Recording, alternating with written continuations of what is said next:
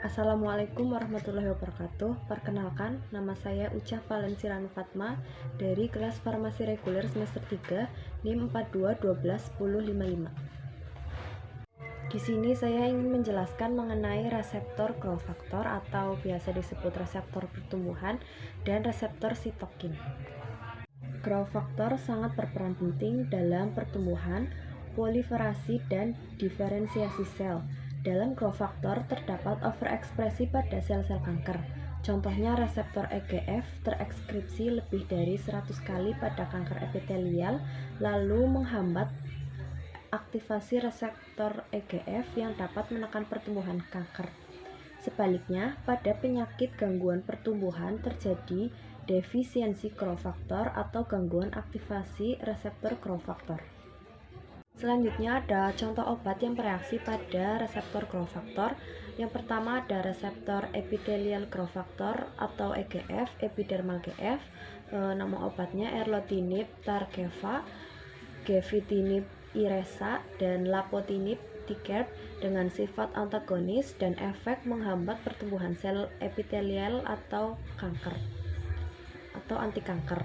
Kemudian ada vascular endothelial growth factor atau VGF dengan nama obat semasanib dan bevacizumab dengan sifat antagonis dan antibodi monoklonal terhadap VGF, menghambat angiotensin atau anti kanker dan efeknya anti angiogenesin. Kemudian ada reseptor insulin-like growth factor atau IGF dengan nama obat mecasermin dengan sifat agonis dan efek membantu pertumbuhan, dan ada reseptor keratinocyte growth factor atau KGF dengan nama obat palifermin, sifatnya agonis dan efeknya mencegah mukositis oral pada kemoterapi.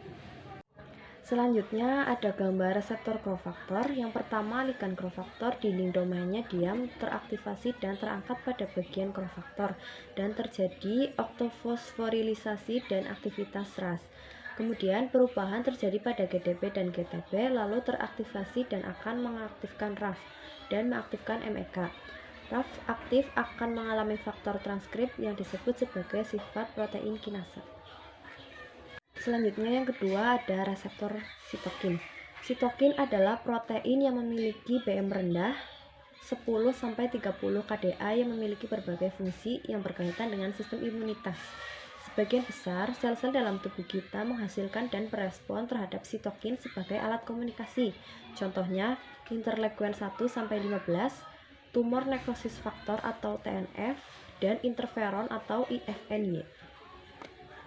Selanjutnya ada gambar di mana gambar tersebut adalah poliorisasi lebih lanjut yang merupakan proses mandiri karena sitokin yang diproduksi oleh sel TH1 meningkatkan respon TH1 sambil menghambat respon TH2 dan sebaliknya. Selanjutnya dari struktur kimianya, beberapa sitokin berbentuk protein rantai tunggal. Aksi sitokin bersifat pleiotropik, artinya satu jenis sitokin dapat memperantai berbagai faktor yang berbeda pada sel-sel yang berbeda. Sitokin dapat bereaksi pada sel-sel yang mensekresinya. Aksi sitokin diperantarai oleh ikatan dengan reseptor yang termasuk RTK atau reseptor tirosin kinase. Selanjutnya ada gambar signaling interferon gamma. Yang pertama, signaling interferon gamma bergabung dengan reseptor interferon gamma ke dalam sitoplasma melewati jalur C kinase dan menghasilkan 2 ADP dan 2 ATP. Kemudian mengaktifkan stat 91 dimer dan menonaktifkan stat 91 monomers, lalu masuk ke dalam nukleus dan terjadi respon elemen. Reseptor sitokin terlibat dalam proses atau penyakit inflamasi atau sistem imunitas seperti asma, rematik, psoriasis, dan lain-lain.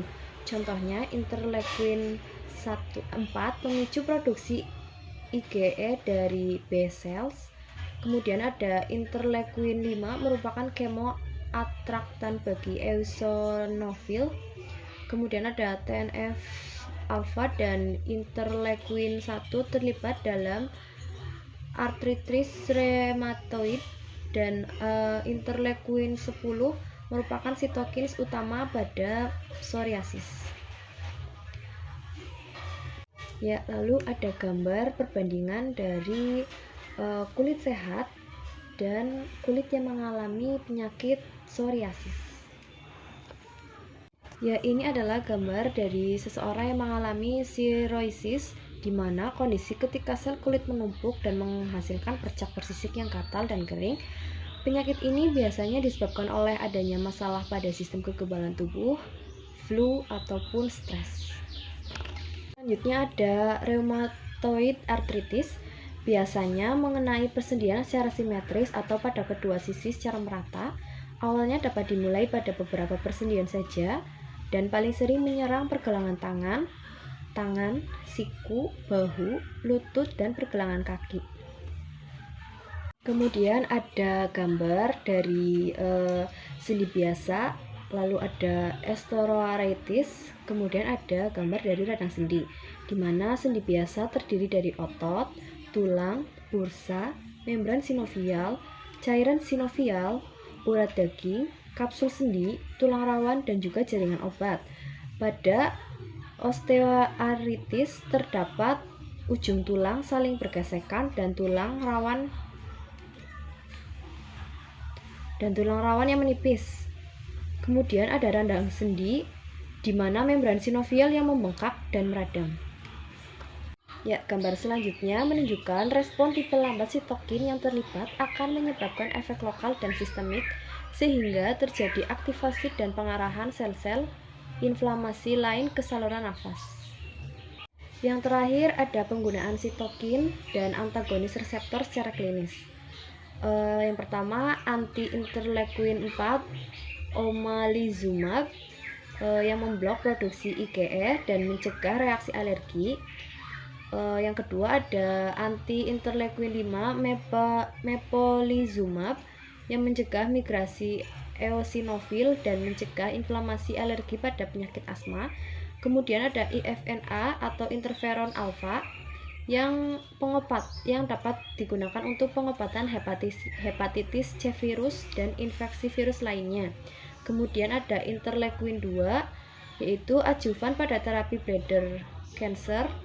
Kemudian ada anti TNF yaitu infliximab, etanercept, dan adalimumab yaitu rheumatoid arthritis. Interleukin 1 reseptor antagonis anakinra atau kineret, rheumatoid arthritis, dan yang terakhir ada interleukin 10 atau psoriasis. Ya, sekian dari saya. Mohon maaf apabila masih banyak kekurangan. Wassalamualaikum warahmatullahi wabarakatuh.